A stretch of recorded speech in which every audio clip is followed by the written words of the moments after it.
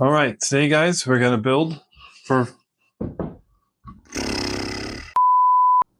All right, today we're gonna build a cutting board.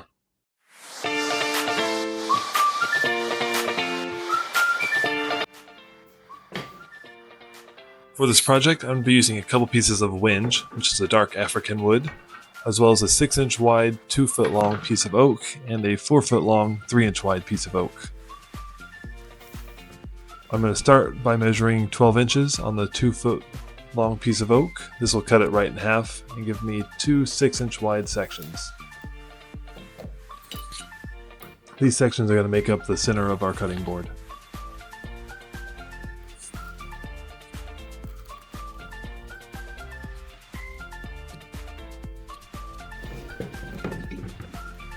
I'm now going to take the 3-inch strip of oak and I'm going to cut 3 sections out of it, each one also 12 inches long.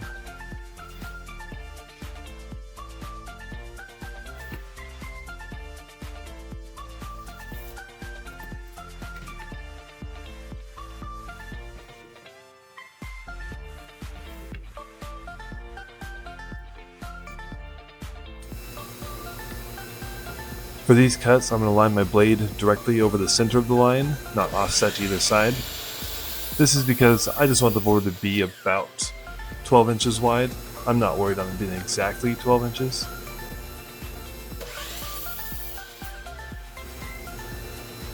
What I'm doing here is just marking the top of each board. I like to do this to keep myself a little more organized and so I can tell what direction the board is supposed to be facing or oriented at any given time.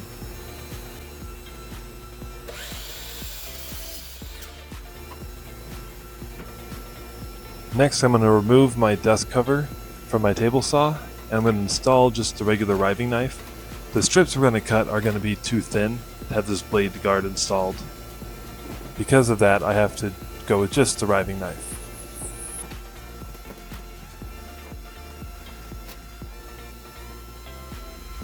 I'm going to measure out about 1/8 of an inch.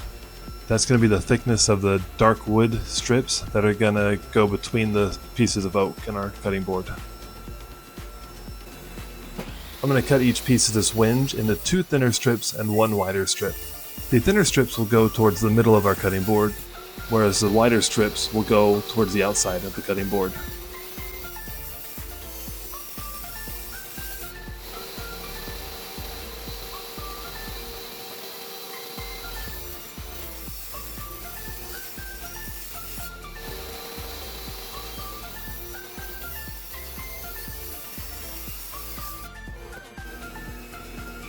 Now I'm going to reinstall my blade guard for this next cut.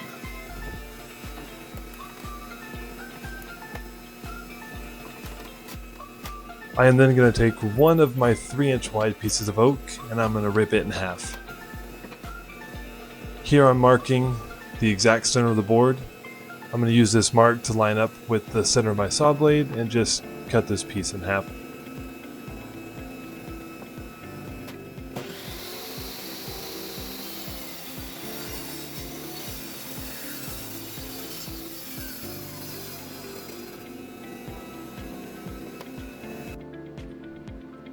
Now that all my pieces are cut, I am going to start laying them out. I'm going to place the 2 wider pieces of oak in the middle with a piece of wenge between them. Then I'm going to place wenge strips on the outside of that, followed by the medium strips of oak. Again, wenge outside of those, and then I'm going to put the thinnest strips of oak on the outside.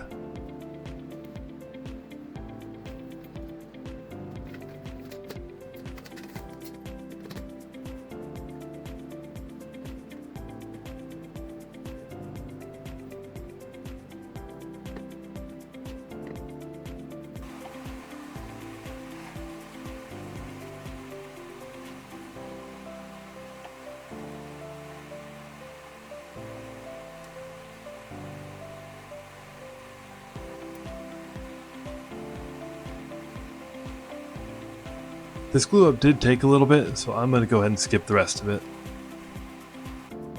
Now that all the pieces are glued, I'm going to go ahead and put some scrap pieces on the outside of it. That way the clamps do not mar up the edges of the cutting board.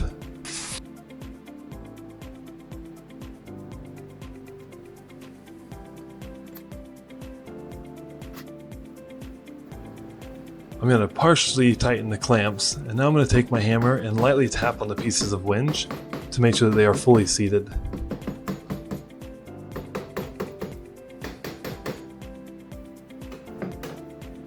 I'm just going to take a wet paper towel here and wipe up some of the extra glue. That way it doesn't make quite as much of a mess in my wood shop.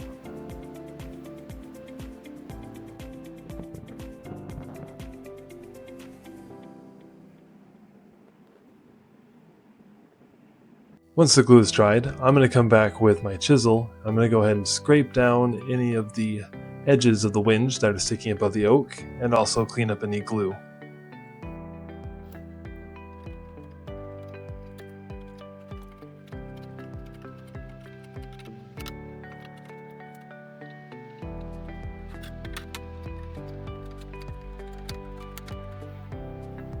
Here's a little safety tip. When using a chisel, never put your offhand in front of the chisel. The only woodworking injury I've ever had was from a chisel slipping and stabbing me in my other hand. Always keep your offhand behind the chisel. The next step will be to sand the cutting board with 80 grit sandpaper. We're doing this to remove any more excess glue on the top or bottom, as well as level out all the strips of wood. Now that the sanding is done, we're going to use a handsaw to cut off all the overhang off of one side of the board. This is going to give us one fairly straight side on the cutting board that we can run against the fence on our table saw so that we can trim up the opposite side of the cutting board.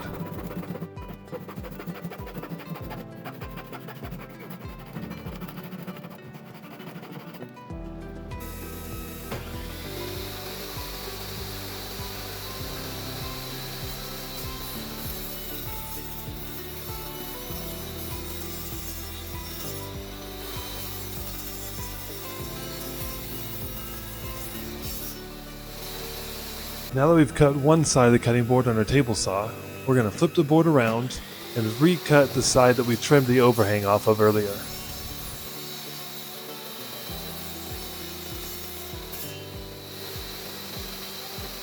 The next step I took was to plane both sides of the cutting board, but this was a mistake. Watch to the end of the video and I will explain why.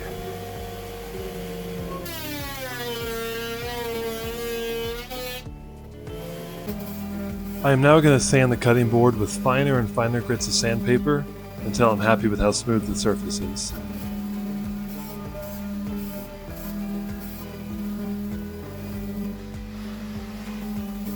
I'm now going to use my router to round over the edges, cut a juice channel, and cut handles on both ends of the board.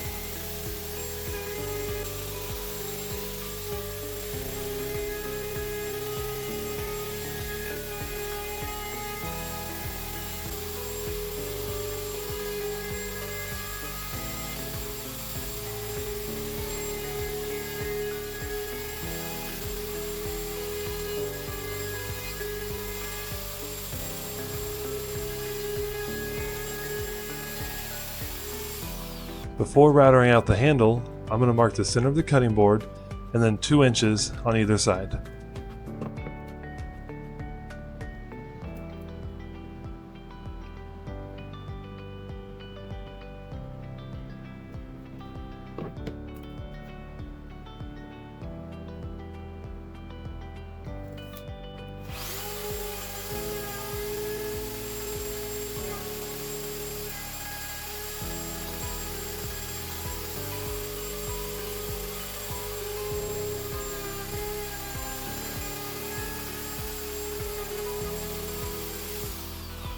Next, I'm going to take a hand sanding block with the finest sandpaper I have, and I'm going to sand down all of the edge grain on both sides of the cutting board.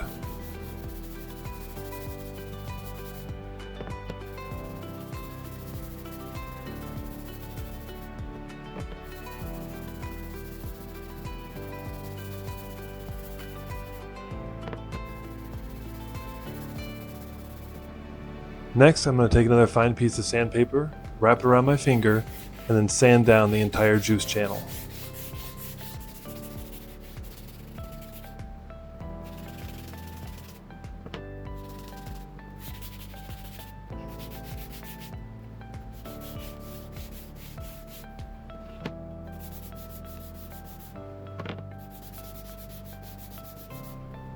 After sanding the juice channels, I'm going to sand the inside of both the handles.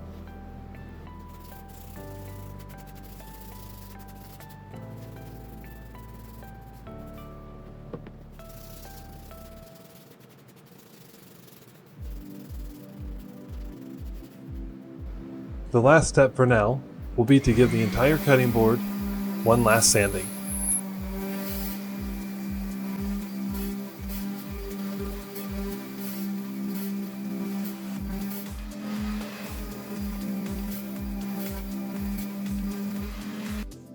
Here is our finished product. The only step left is to rub it down with mineral oil.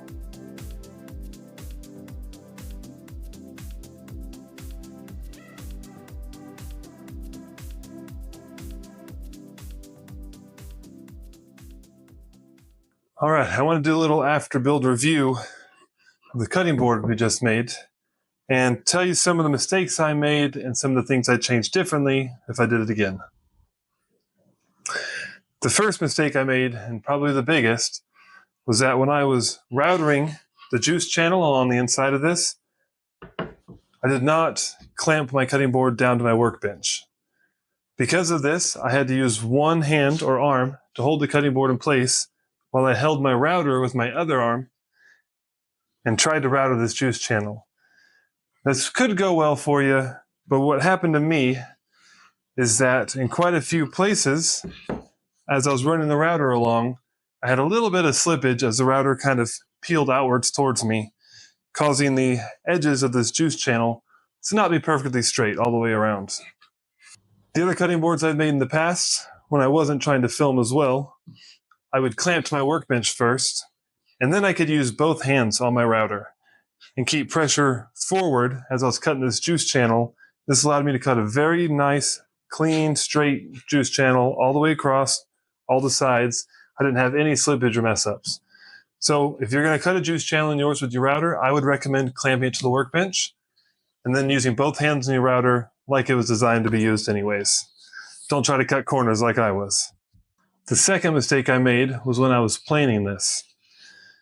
As it was running through the planer, the oak had a lot of tear out, which has left a lot of deep gashes on the sides of the cutting board. Probably would work just fine as a cutting board, but aesthetically it's not quite as good, and it doesn't have a smooth feel to the hand anymore. What I probably should have done is not planed it and just sanded the top and bottom. Takes a little bit longer to do a sanding like that, but I think I would have gotten a lot better results if I just stuck with sanding. All right, the third mistake I made was when I was routering the round edges and the handles. What I did is I cut the handles in first and then went back to round over the edges. But I realized in doing this that by taking this meat out from the center here, my bearing on my router bit had nothing to follow along this center portion where the handle was cut out when I was doing the round over.